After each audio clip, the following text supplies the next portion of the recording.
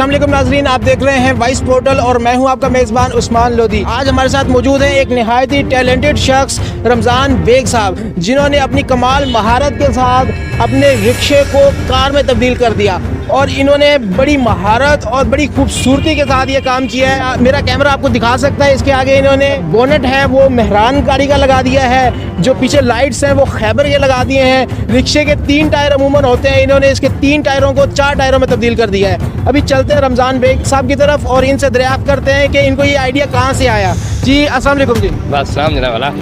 जी रमज़ान साहब, ये कहाँ से आइडिया आया आपको? बस जी जहन में एक खलश थी कुछ चीज़ करने काम करने की, लेकिन जहन में आ गया और बना दिया। 200 सीसी रिक्शे को कार बनाई है, यानी कि 200 सीसी कार बन गई। खर्चा कितना हो गया आपका?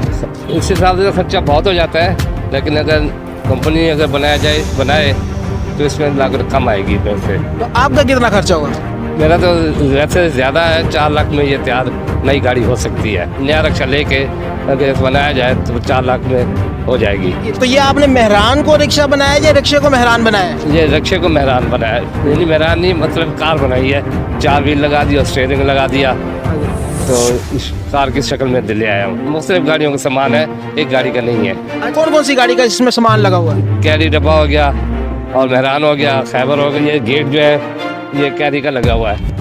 आगे स्टीयरिंग जो है वो भी कैरी के है और सामान उसकी कैरी का है। बाहर इधर बोनट पे जो है और सारा को ऊपर का हिस्सा मेहरान का है। और ये व्हील जो है ये रिक्शे के हैं, कंबाइंड किया गया है कैरी शाकों के साथ।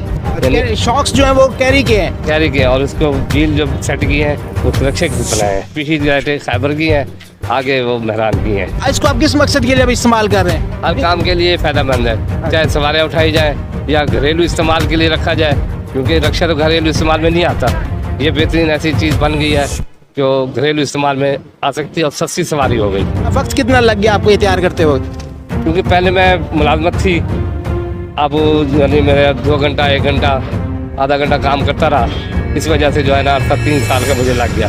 जब फारिग हुआ यानी कि कंपनी से निकाल दिया गया तो फिर जल्दी बन गया। तो अपने ज़हन से बनाया या कहीं कोई देखा था कहीं पे चलती हुई इस तरह की चीज़? नहीं जी, बिल्कुल नहीं देखी, क्योंकि ये जहन में आया मेरे कि क्योंकि एक मोटरसाइकिल पे इतने से बच्चे बैठे होते हैं और ख़तरनाक होता है। ये सेफ्टी हर किस्म की है। अगर कोई शख्स अपना रिक्शा आपके पास लेकर आता है, कहता है कि हमें भी इस तरह की गाड़ी बना के दे, बना देंगे उसको? क्यों नहीं बना देंगे, बना देंगे, लेकिन गवर्नमेंट सपोर्ट नहीं कर रही है, हमारे पास साथ नहीं दे रही, क्योंकि वो कहते हैं ये आपका टैलेंट ये सही नहीं है। नाज़रीन, ये फैसला जो है ना ये आपने करना है कि ये वाकई इनका टैलेंट है या नहीं है।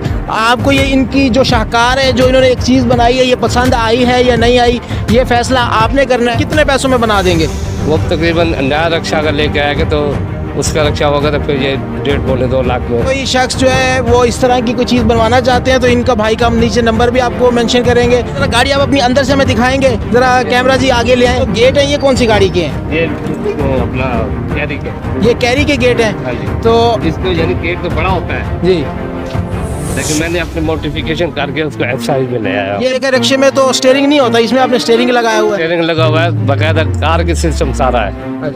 ये नहीं है कि कुछ चीज़ और पूरा सिस्टम वही है। अच्छा, क्लच, ब्रेक, एक्सीलेटर, जो अंदर स्पीड वाले मीटर्स लगे हुए हैं ये रिक्शे के हैं। अभी ये रिक्शे के हैं। कितनी आपकी तालीम कितनी है?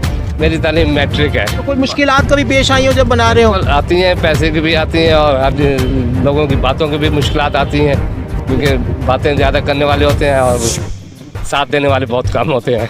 अच्छा, इसीलिए मैंने इसे बिल्कुल ही ऐसा अलहदा छुप के बनाई है, क्योंकि मशवरे ज़्यादा होते हैं और अमल कम होता है। इस वजह से मैं जब बना लिए तो फिर बाहर निकाली है, फिर लोगों ने पसंद भी की। भाई की ये यूनिक जो तख्लीक देखकर मुझे सैयद ज़मीर जाफरी याद आ गए, जिन्होंने क्या खूब फरमाया था, पुराने मॉडलों में कोई ऊंची ज़ात रखती है, अभी पिछली सदी के बाज़ पुरजा जात रखती है, गमे दौरान से अब तो ये नौबत आ गई अक्सर, किसी मुर्गी से टकराई तो खुद चकरा गई अक्सर। इसी के साथ अपने मेज़बान उस्मान लोधी को आज के लिए वॉइस पोर्टल से इजाज़त दीजिएगा। इंशाल्लाह अगली वीडियो में हाजिर होंगे। अगर आपके पास भी ऐसा कोई यूनिक टैलेंट या कोई भी यूनिक स्टोरी है तो आप हमारे वॉइस पोर्टल के फेसबुक पेज पर हमसे रब्ता कर सकते हैं, हम आपकी स्टोरी को ज़रूर कवर करेंगे। तब तक के लिए इजाज़त दीजिएगा। अस्सलाम वालेकुम।